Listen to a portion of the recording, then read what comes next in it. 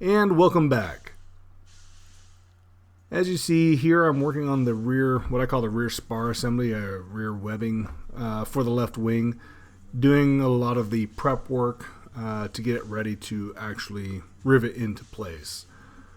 It's been about 3, almost 4 weeks since I last put out a video. As I stated in the last one, I'm trying to get these out on a more frequent basis. But I'm also realizing that I'm in the Pacific Northwest in the summer and I've forgotten how amazing it is here. Especially with bringing my kids up from Arizona, they could actually go out and enjoy the day and not worry about their faces melting off, which is a bonus. I hear that it's great that your kids survive the summer. And so we've actually taken a lot of opportunities of camping. We've gone several places. We've gone to the coast several times, which I forgot how amazing the Oregon coast is, and also have gone to Central Oregon and gone camping there. We've been just going out and enjoying the Pacific Northwest and the outdoors here.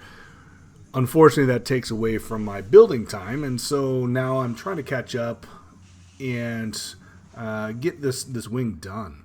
My goal is to have these wings both completed by the end of the summer and be able to put the fuselage on order. Last I checked, it's about a 10-week lead time for the fuselage kit. So my goal is to get that set in place so that by late fall, early winter, I'll have it in the shop and be able to start working on the fuselage and have something to work on during the winter. So I've got some work to do to get these wings done. As you see in this video, right now I'm just doing a lot of prep work. It's the same type of prep work you do for everything else.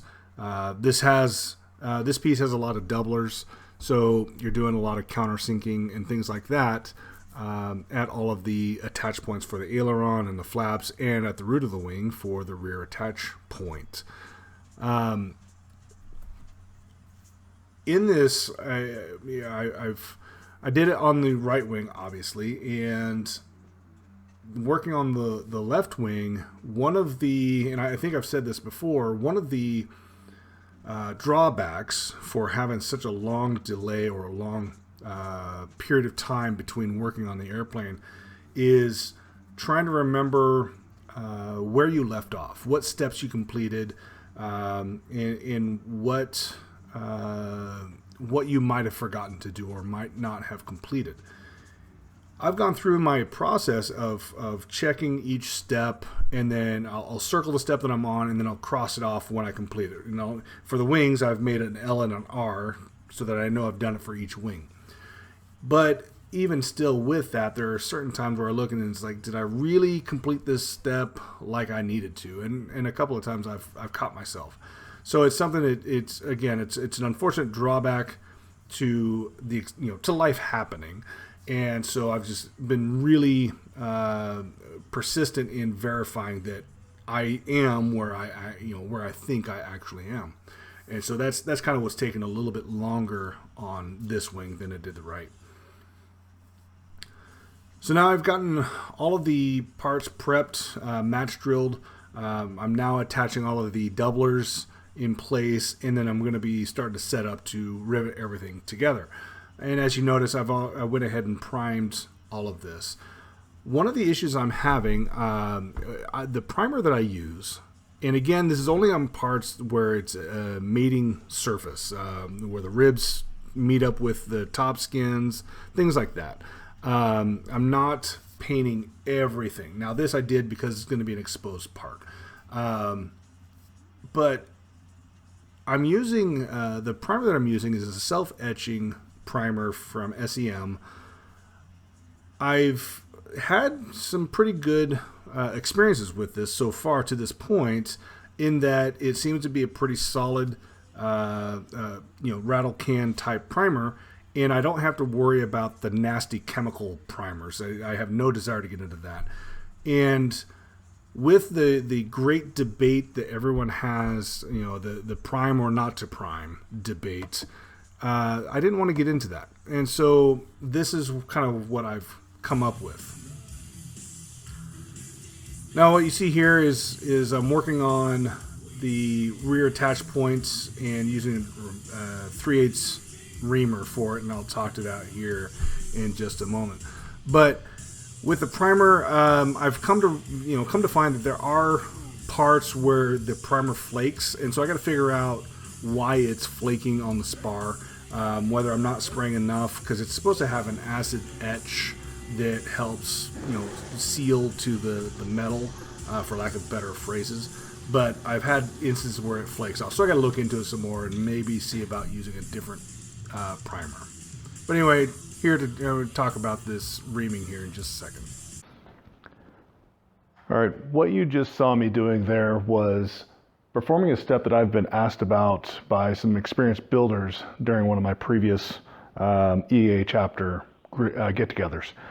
They had noticed that on my right wing, which is already done, that the rear attach point was already reamed out, and were curious about it. Apparently, in the models that they had built at the time period that they had built it, that was done when the wing was just about to be installed or was installed in place, and you could match it up to the fitting inside the fuselage.